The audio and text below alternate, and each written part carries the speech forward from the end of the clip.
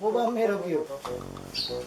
Podak kina, mau dekka mana mer parak mata kena. Podak ke dia ko. මේකට බෙතටින් ටිකක් දාලා මේ ඇයෙන් තිබ්බනම් අම්මා තමයි බා. උඹ මේ මගුලක් කතා කරනවා බං.